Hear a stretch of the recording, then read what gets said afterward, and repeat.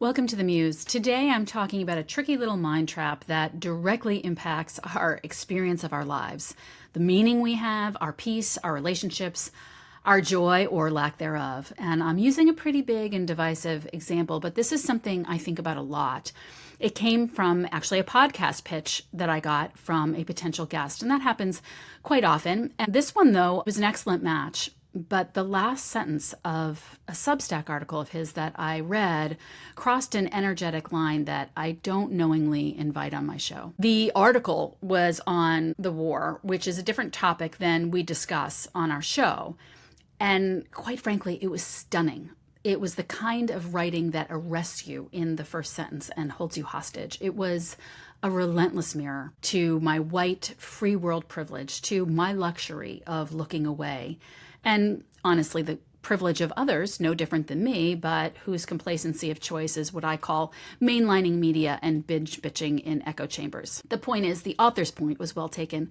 Neither of us is doing anything. The more discomfort I felt, though, the more I wanted him on my show. The authenticity, the unapologetic truth-telling, the ability to slice beneath my convenient reverie, what I call our collective sophisticated sleepwalking. This is the kind of energy that I want on my podcast. And let me say before I go any further that this is not a political piece. I am in no way, shape, or form versed, and it is not my aim. What compels me is what lies beneath the rhetoric on either side. The last line of my potential guest article was in capital letters. And it's the moment of the piece that might have earned a standing ovation and probably did for some. But for me, what I saw was an unyielding pronouncement, a statement with the kind of certainty that silences complexity, that separates humanity. It was a blatant divide masquerading as moral clarity. And I won't share it because honestly, I don't need to. You could scratch the surface of the internet and you'll find a billion just like it. Believe me when I tell you that I have not arrived at a place of wondrous unity, even within my four cushy walls, let alone the incomprehensible horror of the subject matter. You can ask anybody in my family how many times a day I unravel into division, whether it's my shitty mood or an attack on myself or one of them or a situation over arguably nothing. Even Red Hawk, who I consider to be a master, though he cautions that once another is elevated, the message is lost, in an interview that he had with me where he talked about that all judgment is a strategy to avoid relationship. Even he went off on the leaders and circumstances that he deems destructive. That's judgment. We're human. Information runs through our conditioning and memory, and our minds spit out opinions, judgments, and preferences. And by nature, these are going to divide us. Our nervous systems are trained for survival. We are separate to keep us alive in many cases. But for those of us here in the free world, our survival is not threatened. You may fear that it could be or will be, but in this moment, if your survival were threatened, you wouldn't be listening to this. And so our division then merely reveals a stark lack of consciousness and a reduction to the ugliest parts of ourselves. It's not lost on me that as I'm speaking of this, I run the risk of coming off as someone who pretends to know. I mean, I'm asking myself, is it pure arrogance and naivete to discuss non-judgment given the devastation of this subject? Maybe it is. Especially when I take into account a level of trauma that perhaps even the writer of the article has himself, that I can't begin to fathom. I mean, I ask, how much can we expect humans to endure? But I'm speaking now to those of us who don't have that excuse. Can we recognize that the perceived cause of evil, the place that we personally lay blame, wherever it is, that justifies our rage, is in the eyes and quite honestly the favored media outlets of the beholder? Our egos tell us that whatever position we hold is the right one, it's the just one. Or alternatively, our ego says that hate is warranted because the other position is so unjust. And here lies my point. Hate is hate. We think that what we deem morally repugnant warrants our unchecked disdain and justifies exhibiting the very hate that we seek to extinguish. Hate is energy. The target does not change its form, and its expression doesn't heal destruction and heartbreak. And that was totally evident by the 3 comments that his article received, and they were so predictable. One trauma bonded in wholehearted righteous rage.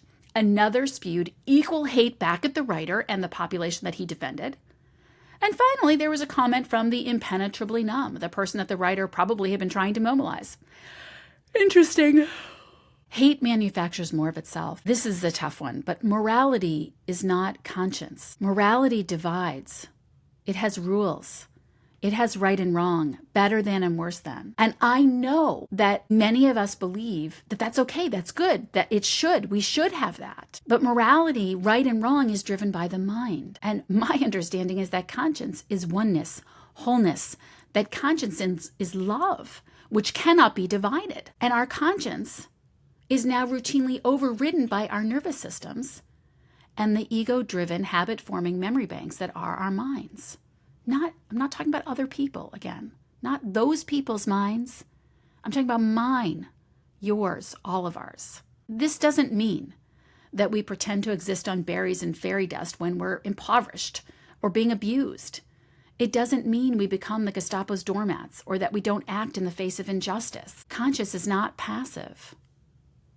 Conscience, love, like hate, is energy. And when we seek to right what we perceive as wrong without conscience, we behave as unconscionably as the other. We become the other. Now, I hesitate to say this, but just to give a relatable example, if you hate Trump because of his hatefulness, which I'm not going to argue, you are Trump. This is not an invitation to political debate, public service announcement. Again, please refrain. What I'm saying is that it follows that healing comes in the transmutation of our internal division, our internal judgment and hate toward ourselves, toward other people, and toward circumstances. In other words, we must stop running around doing exactly what those we hate do and calling it nobility. Michael Singer exemplifies this in his book, The Surrender Experiment, really well. He describes how he had a harrowing experience of being accused of fraud. He was taken to court. He lost a massive business. He lost everything, and he endured all manner of injustice. He leveraged the best defense that he could. He wasn't passive. He went to court every day, all while simultaneously practicing love and compassion for the district attorney, whom he knew believed she was doing what was right. Even if it wasn't what was right, she believed that. And it turns out that Gabor Mate shares my potential podcast guest's perspective on this particular war. I recently heard him on Hassan Minhaj's podcast, which I highly recommend. But if you soak in the energy and tone of Gabor's words, there is no hate. It could be just his ridiculously calming voice, but I only heard remorse, sadness. I heard incomprehension and devastation and a great sense of injustice. But he didn't speak of it divisively. The energy of hate, as far as I was concerned, was nowhere to be found. So how do we behave less like our ego-driven selves and more like Mickey Singer and Gabor? Maybe the first question in this day and age, when it may feel downright ignorant or comatose to not succumb to anger and fear, is why do we want to? I had a situation like Mickey's years ago that threatened to take our family business down, and I did not handle it with anywhere near the maturity and grace. And as a result, I suffered greatly. I riddled my body and mind with rage and shame and fear, and it didn't change anything about the situation, only how I walked through it. Gurdjieff calls this involuntary suffering, meaning unconscious, automatic, egoic, and habit-driven suffering. In doing so, I didn't grow, I didn't evolve, I didn't learn anything new. I only endured.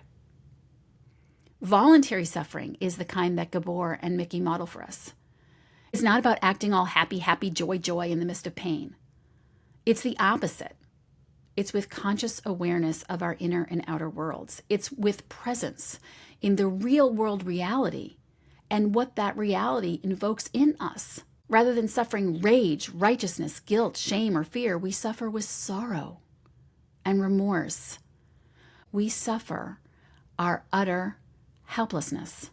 In my tiny little life, when I remember to place my attention here, which is far from always, it's my experience that in that suffering, and only there, can I catalyze change.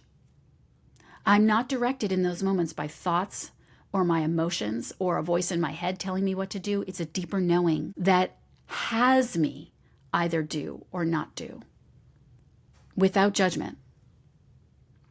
I was recently asked on a podcast if I could forgive a person if they killed someone I loved. And I said, I didn't know, but I would die trying. Honestly, just as I still try, I'm still laboring to forgive things that have happened in my life so far that are far less egregious than that.